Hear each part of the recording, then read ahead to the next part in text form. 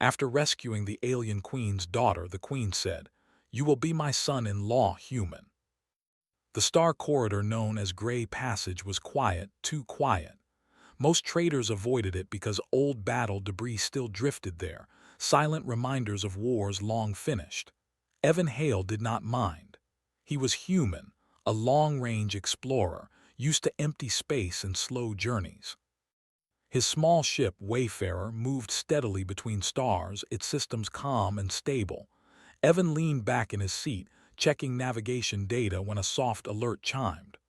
"Unknown signal detected," the ship system said. Evan frowned. Signals were rare in Gray Passage. He adjusted the scanner. At first the reading looked like broken metal, just another dead wreck. But then the signal repeated, weak, irregular. "A life signal," Evan whispered. He hesitated. The corridor was unsafe and his ship was not built for combat. Most captains would ignore it and move on. The galaxy was large and danger was everywhere. But Evan slowed the ship anyway. "Bringing visuals," the system said. A damaged alien craft appeared on the screen. Its hull was torn open, scorch marks running across its side. Power readings were near zero. It had been drifting for hours, maybe longer. Evan took a deep breath. "All right," he said quietly. "Let's see who you are." Life support inside the alien ship was failing. Evan put on his light suit, grabbed a med pack and crossed into the dark vessel. Inside, the air was thin and cold. Emergency lights flickered. The ship was clearly not human-made, smooth curved walls, glowing symbols dimmed almost to nothing. Evan followed the life signal deeper inside.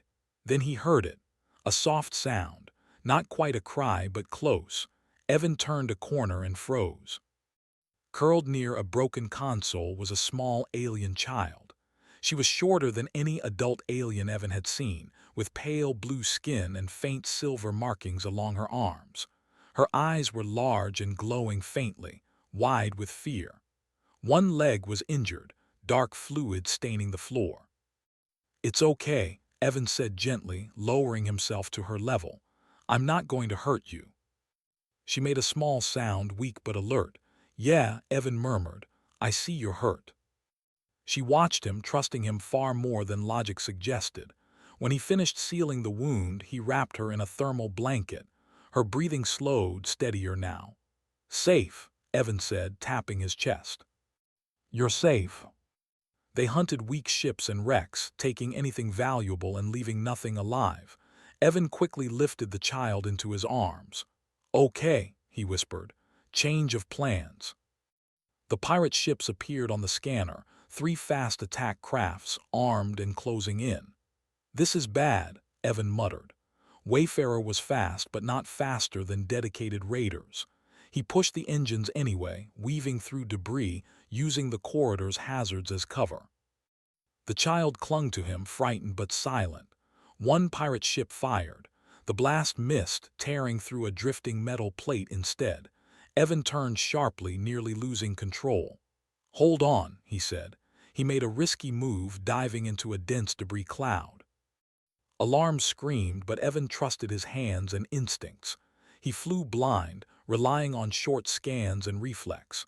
Behind him, one pirate ship collided with debris and vanished from the scanner. 2 remained.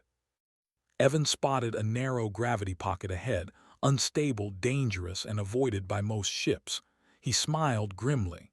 "Let's see if they follow." The other tried to follow and lost control, spinning off into the darkness. Evan burst out the other side, engines overheating but intact. Silence returned. He slowed the ship, hands shaking slightly. Only then did he realize how close things had been. "You're okay," he said softly, looking down at the child. She looked back at him, eyes bright. She placed her small hand over his heart. Evan blinked, surprised. Back in the ship's cabin, Evan gave her water and nutrient paste adjusted for alien biology. The ship's translator worked slowly, trying to understand her language. "My name is Evan," he said, pointing to himself. The child hesitated, then spoke softly. "Lyrien." As the hours passed, Evan repaired his ship and set course for the nearest neutral station. But long before he arrived, something else happened. The stars ahead suddenly filled with light. Dozens of massive warships emerged from warp, surrounding Wayfarer in perfect formation. Their designs were elegant and terrifying, weapons powered but not firing. Evan's breath caught. "No, no, no," he whispered. A communication channel opened. "Human vessel," a powerful voice said, calm and commanding. "Power down your engines. You are surrounded." She moved to the viewport and placed her hand against the glass. The voice returned, but this time it trembled just slightly. "A princess." Her eyes were sharp, ancient, and filled with unbearable emotion. She looked past Evan. "Lyrian," the queen whispered. The child smiled. "Mother." He had rescued the daughter of an alien queen, and judging by the fleet outside, one of the most powerful queens in the galaxy. The queen's gaze shifted to Evan.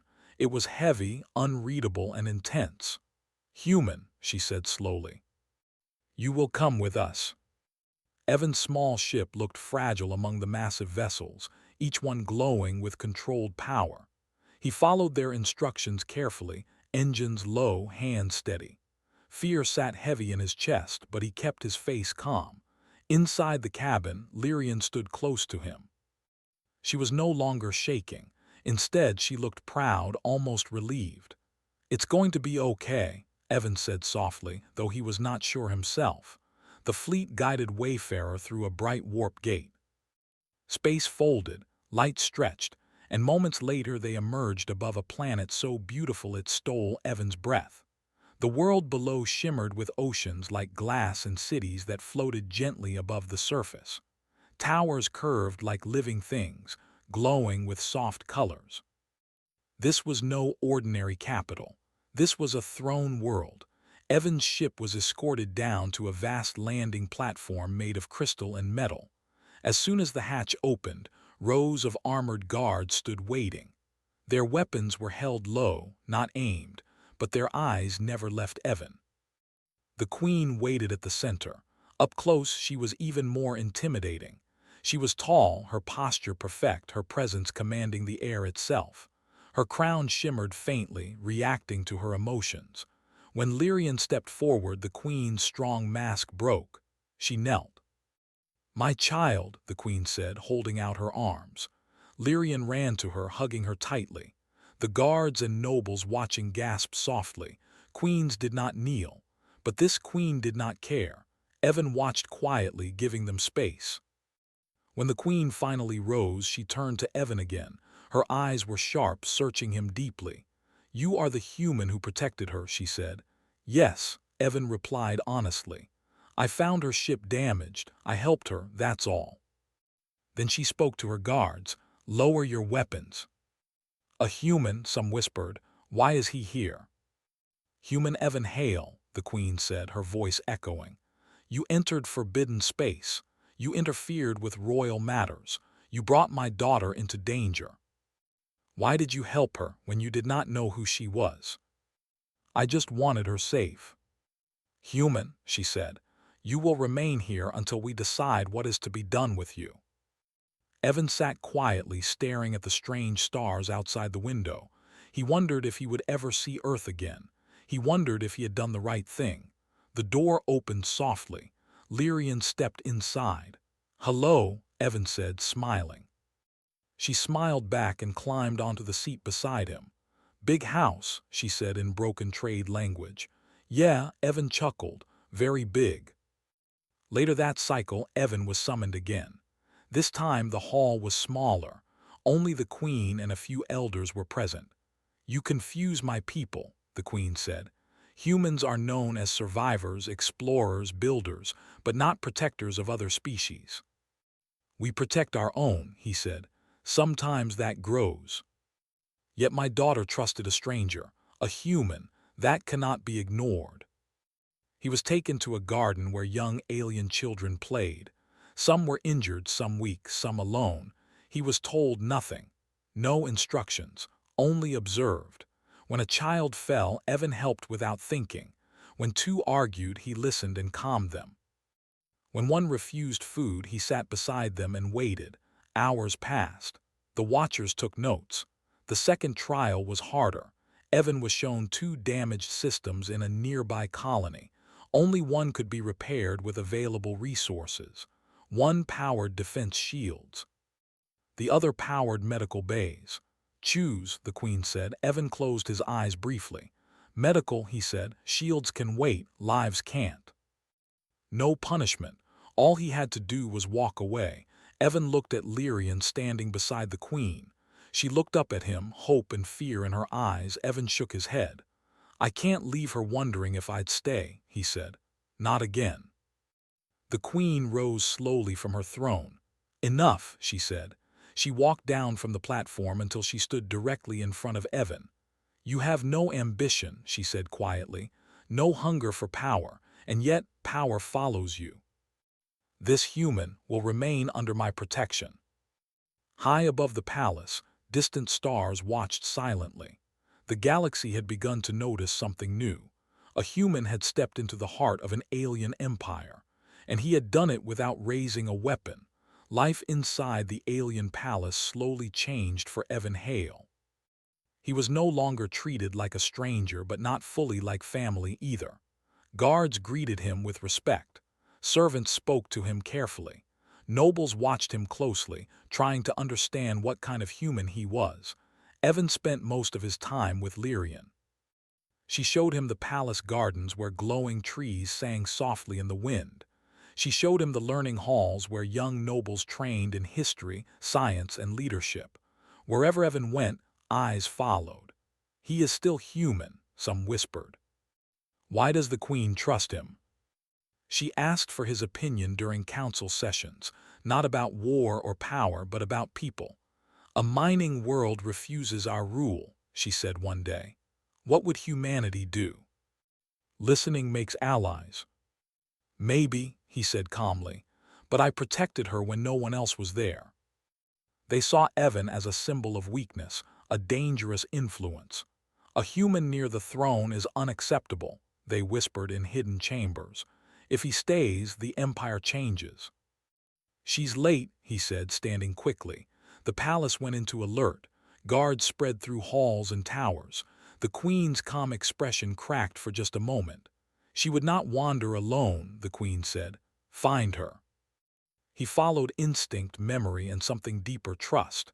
He remembered Lyrian once showing him an old observation wing, long unused, overlooking the city. Evan ran. He found broken guards at the entrance, not harmed badly but stunned. Inside, the lights were dim. Lyrian, Evan called. A soft sound answered him. He rushed forward. A group of conspirators stood inside, cloaked and tense. One held Lyrian by the arm. Stay back, human, one said. This does not concern you. Let her go. He placed himself between them and Lyrian. The blast struck his shoulder, throwing him back. Pain flared, but he stayed on his feet. Lyrian screamed. Guards stormed in moments later. The conspirators were taken into custody. The threat ended, but Evan collapsed. He woke in a healing chamber, light soft and warm. His shoulder burned, but he was alive. The Queen stood beside him. You were injured protecting her, she said quietly. Evan managed a weak smile. Seems to be a habit. You could have died. A human had taken harm meant for the princess. Opinions began to shift. Those who once doubted him now spoke with respect. He did not fight for power. Evan stood before them once more, arms still bandaged. This human has changed the course of my rule, the Queen said. Not through strength, through example. No, the Queen agreed, but it cannot survive without it. That is rare. A human had stood between an alien princess and danger, not with weapons, with his body. Humanity's image shifted again. That night, Evan stood on a balcony overlooking the glowing city. The Queen joined him. You could still leave, she said. After you heal. And in that change, a human stood at the center, quiet, steady, and unyielding in the one thing that mattered most, protecting those who could not protect themselves. The final decision was coming. And it would echo across the galaxy. The The days after the incident passed slowly, but the air inside the palace had changed. Evan Hale was no longer seen as a question mark. He had become an answer. Guards no longer watched him with suspicion. They nodded with respect. Servants spoke freely around him. Even nobles who once avoided him now paused to greet him. Most importantly, Lyrian walked beside him without fear. The queen watched all of this carefully. She saw how Evan spoke to palace workers with the same respect he gave elders. She saw how he listened more than he spoke. She saw how he never used his growing influence for personal gain. The empire was changing, not because Evan demanded it, but because people reacted to him. Still, a decision had to be made. The queen called for a grand assembly, a gathering so rare that many citizens had never seen one in their lifetime. Representatives from distant systems arrived. Floating screens filled cities across the empire so all could witness the event. Evan stood in the great hall once more, dressed simply. His injured shoulder had healed, leaving only faint marks. Lyrian stood beside her mother on the raised platform, calm and proud. The queen rose. "Citizens of the empire," she said, her voice carrying across worlds. "We gather today not for war, not for conquest, but for truth. But strength can also be shown through trust. And yet, when my daughter was alone and afraid, he chose to protect her. And each time he chose life over safety, others over himself. Reward." The queen closed her eyes for a moment. When she opened them, something had shifted. "In our culture," she said, "family is not only blood, it is bond, loyalty, action." The queen stepped down from the throne. "Therefore," she said, "before this empire and the watching galaxy, you will be my son-in-law human." The queen allowed herself a rare, small smile. "This is not a command," she said. "It is an offer, one that may be refused." "I choose you," she said simply. Evan swallowed hard. "I never wanted power," he said. "I still don't. But as family." A human had been welcomed into the heart of an ancient alien throne, not by force but by trust. In the weeks that followed, changes came quietly. Trade routes opened between human space and the empire. Cultural exchanges began. Joint exploration teams formed. Humanity was no longer seen only as survivors of a harsh world. They were seen as protectors. Evan's life changed too. He was given no throne, no crown, no command. Instead, he was given responsibility. He helped design rescue protocols for lost ships.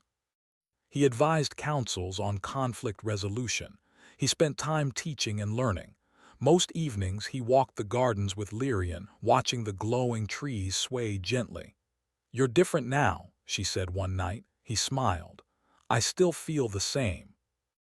High above, the stars burned quietly. Other empires watched closely. If a Deathworlder human could earn trust through compassion alone, what else was humanity capable of?